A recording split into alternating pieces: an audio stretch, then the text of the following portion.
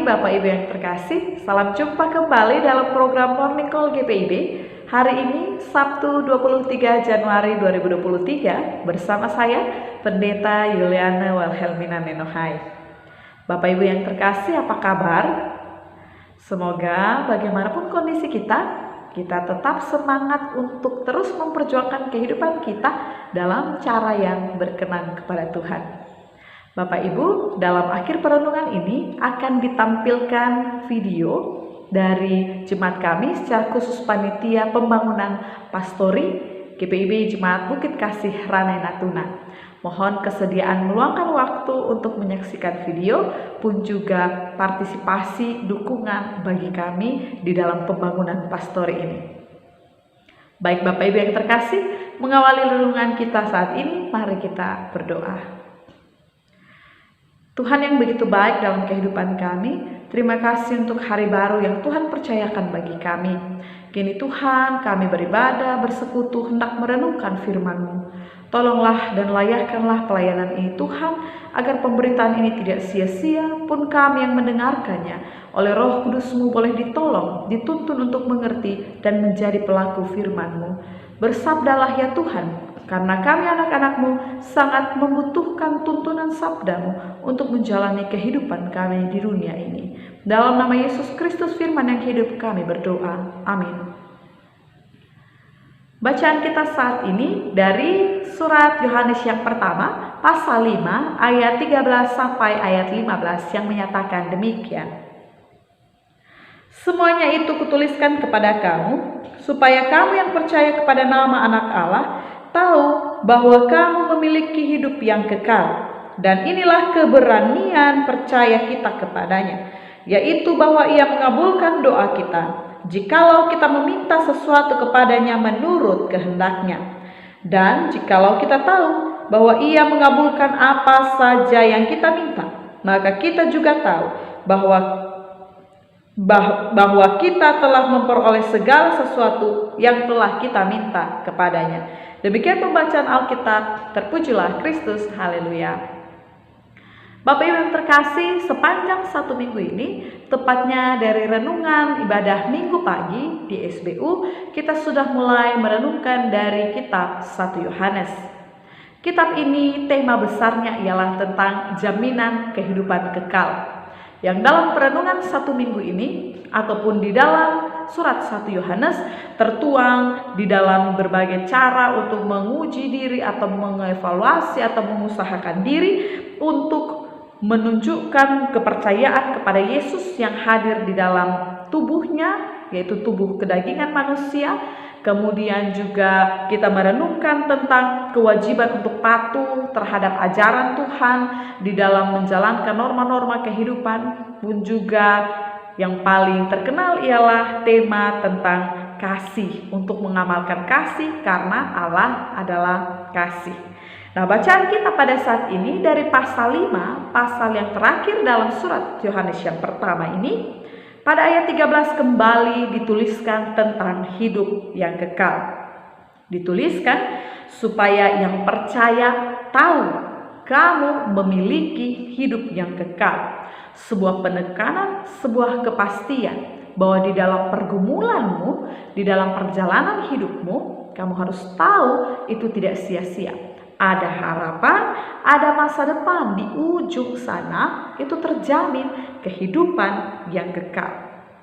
Namun ternyata kehidupan orang Kristen bukan saja tentang pergumulan masa kini dan sesuatu yang ada di ujung sana, jaminan hidup kekal, tetapi juga tentang jaminan pada saat ini atau pada hari ini, yaitu apa?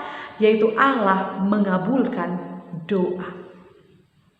Bahkan Bapak Ibu, saking kuatnya pada ayat 15 juga dituliskan Ia mengabulkan apa saja. Saking terjaminnya ditulis lagi, maka kita telah memperoleh segala sesuatu yang telah kita minta kepadanya. Luar biasa sekali ayat ini Bapak Ibu. Namun juga terjadi kontroversi ketika kita berpikir, toh tidak semua yang kita minta kita dapatkan. Toh doa-doa saya dari tahun-tahun lalu, udah tahun baru, ya masih itu juga. Syaratnya Bapak Ibu ada di ayat 14. Meminta sesuatu kepadanya apa? Menurut kehendaknya. Berdoa menurut kehendaknya akan dikabulkan. Apa kehendak Tuhan? Kehendak seperti apa? Bapak Ibu, ketika saya menyusun renungan untuk bacaan ini, saya berusaha mencari beberapa jurnal, artikel, dan juga dari YouTube untuk melihat seminar, kata kunci tentang tafsiran, tentang doa, dan lain sebagainya. Kemudian muncul beberapa judul yang menarik tentang cara berdoa. Dengan judul, cara berdoa agar 100% dikabulkan Tuhan. Atau doa mujizat 77 kali. Saya juga ingat lingkungan saya tumbuh di Nusa Tenggara Timur, dibilang bahwa kalau kita berdoa jam 12 malam, itu dikabulkan Tuhan. Atau kita sebut nama Yesus 3 kali, dalam nama Yesus berulang kali, maka doa akan dikabulkan. Nah, apakah demikian Bapak Ibu? Jika demikian, maka kita tinggal atur sesuai dengan tips. Kemudian Tuhan tidak punya pilihan lain selain mengabulkan. Maka betapa maha kuasanya kita.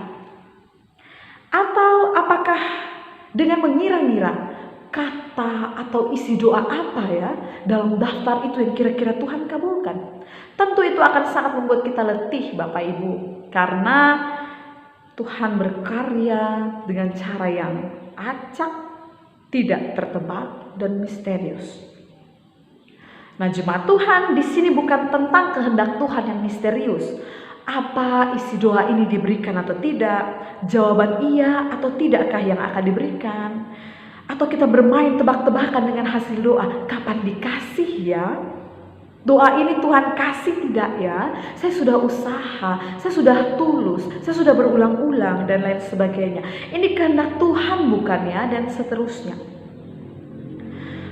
Jemaat yang dikasih Tuhan, di sini maksud dari kehendak Tuhan ialah kehendak yang sudah dinyatakan dan kita tahu Allah menghendaki itu. Sehingga kita mampu meminta, memohon, berdoa menurut, mengikuti sesuai dengan yang Tuhan kehendaki, yang kita sudah tahu apa kehendak Tuhan.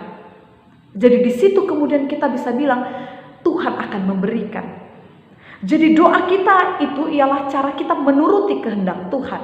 Bukan saja tentang sikap berdoa, bahwa kalau saya berdoa saya menuruti kehendak Tuhan.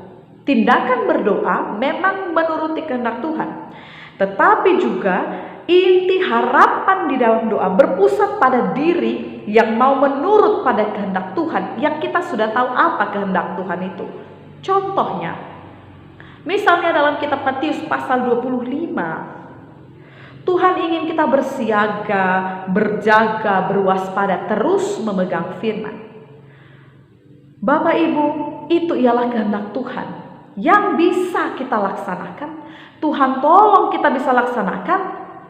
Itu bisa teruji dan terlaksana lewat kondisi sehat ataupun kesembuhan yang belum tercapai dalam diri kita.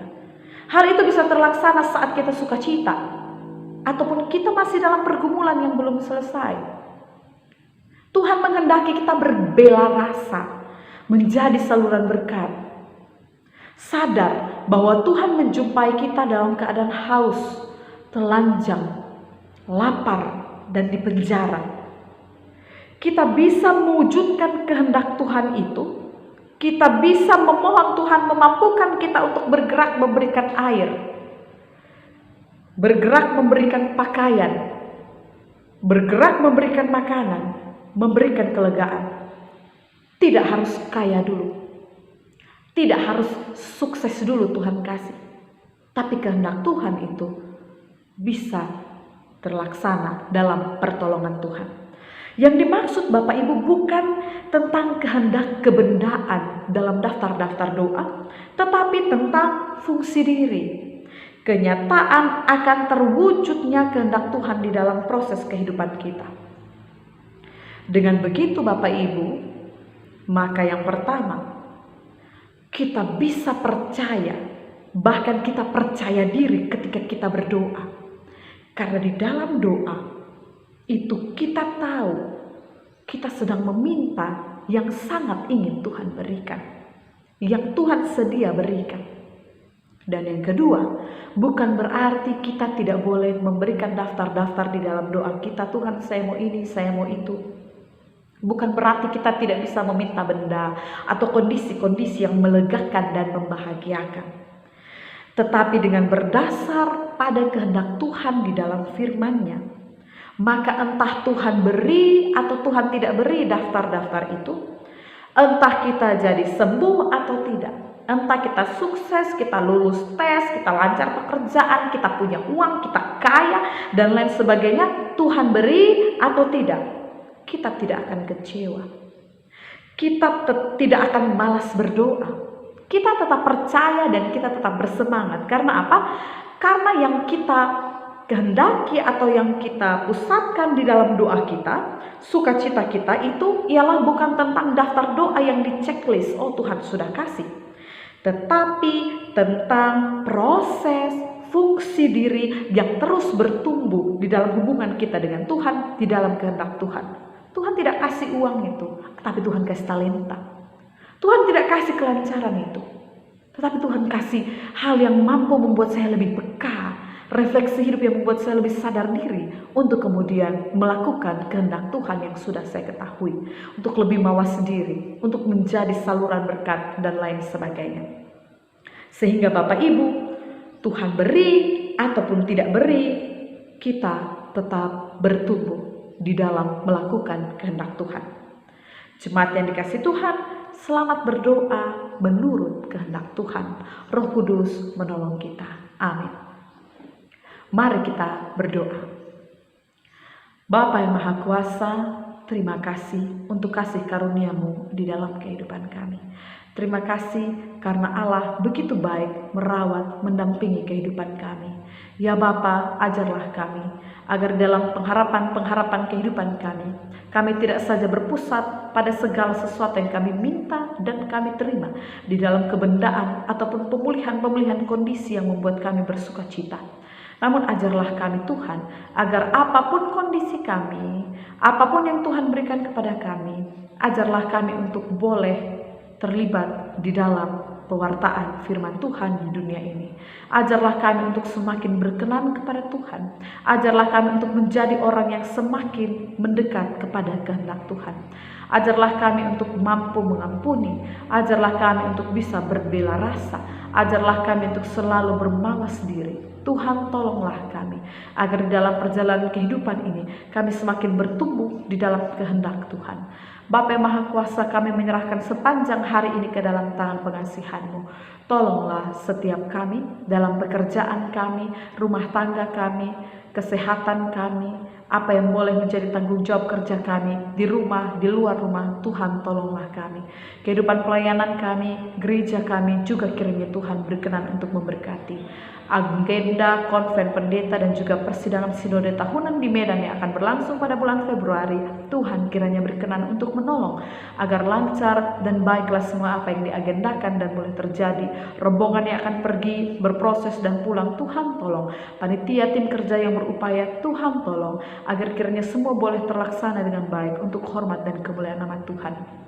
Ini doa dan harapan kami ya Tuhan, biarlah kami terus berjalan dalam iman kepada Engkau, dan biarlah Tuhan terus menolong kami, agar kami mampu melakukan dengan setia firman Tuhan, dan melepaskan hal-hal yang boleh menghalangi hubungan kami dengan Tuhan. Ajar kami untuk bersegera melakukan hal yang baik, dan ajar kami untuk bersegera melepaskan hal-hal yang buruk. Kami naikkan doa ini dengan penuh iman kepada Tuhan Yesus Juru Selamat kami. Amin. Demikian ibadah kita pada pagi hari ini Bapak Ibu. Selamat beraktivitas, Tuhan Yesus memberkati. Sahabat GPIB yang terkasih, saat ini kami di GPIB Jemaat Bukit Kasih Ranai Natuna sedang bergumul untuk pembangunan pastori. Pastori yang sekarang tempati sudah berusia 30 tahun lebih dengan kondisi yang cukup memprihatinkan. Bangunan didominasi oleh triplek dan papan, sehingga 80% bangunan sudah lapuk dan rapuh. Seng dan plafon juga banyak titik bocor. Pastori juga kurang memadai bagi pendeta yang berkeluarga. atau untuk menerima tamu, karena hanya memiliki 2 kamar, namun satu kamarnya sudah rusak dan tidak memiliki jendela untuk udara dan cahaya matahari, sehingga tidak bisa difungsikan dengan baik. Total dana pembangunan yang kami butuhkan sangat besar, yakni 630 juta. Mengingat harga material bangunan di Natuna yang memang tinggi. Saat ini kami baru menyelesaikan fondasi dan sedang mencari dana untuk melanjutkan pembangunan. Melalui ini kami mohon bantuan dari sahabat GPIB sekalian untuk mendukung kami melalui doa dan dana yang dapat disalurkan melalui rekening Bank BNI nomor 13220894476 atas nama Panitia Pembangunan Pastori GPIB Ranai. Terima kasih untuk perhatiannya. Kiranya Tuhan mencukupkan berkat dan berkenan atas pelayan kita sekalian. Tuhan memberkati.